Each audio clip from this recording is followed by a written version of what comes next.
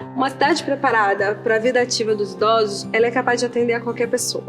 Então, quando a gente pensa em mobilidade e acessibilidade, por exemplo, a gente está atendendo os idosos, a gente também pode atender uma mãe com um carrinho de bebê, a gente também está atendendo a pessoas que podem ter se acidentado, um adulto que tem alguma dificuldade de mobilidade. Então, quando a gente atende aos idosos, a gente consegue atender a uma população maior.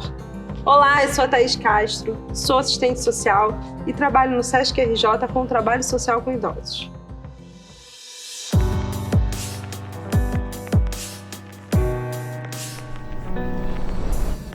Hoje em dia, as pessoas estão vivendo cada vez mais. Então, essa revolução da maturidade que nós estamos vivendo, da longevidade, na verdade, que nós estamos vivendo, é o quantitativo de pessoas que estão passando dos 80, dos 90 e até dos 100 anos.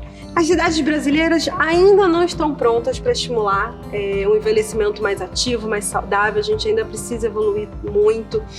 O Brasil é um país muito novo, né? Um país ainda recente que está ficando velho muito rápido.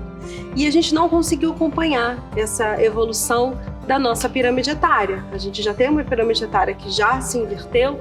Cada vez mais a gente vê que a gente tem muito mais avós do que netos em várias cidades do Brasil e nós não conseguimos acompanhar. Então, as cidades que foram projetadas e cresceram de uma forma, elas precisam se adaptar ao formato da sua população e isso ainda não acontece.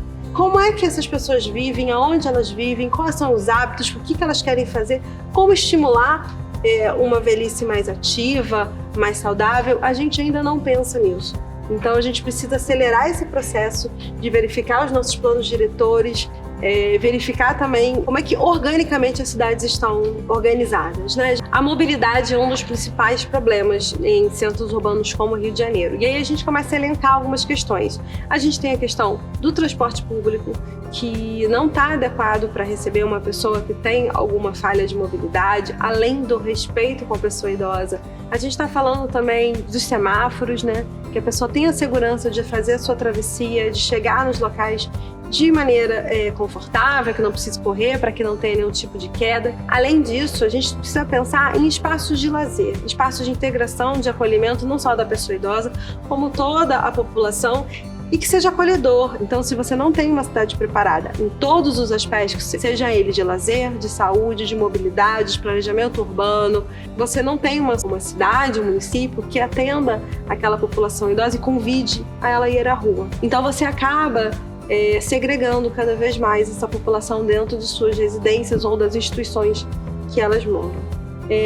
Iniciativas como o IDL, eles nos trazem dados super importantes, tanto para pensar em políticas públicas, em serviços, mas também para entender essa população. Onde está essa população? Quais são os hábitos dessa população? O que ela espera? O que ela quer? Então, dados mais qualificados, como os dados do IDL, são super importantes para que a gente possa pensar em soluções para a longevidade, seja no âmbito das cidades, seja no âmbito do privado, seja no âmbito até dentro das nossas residências.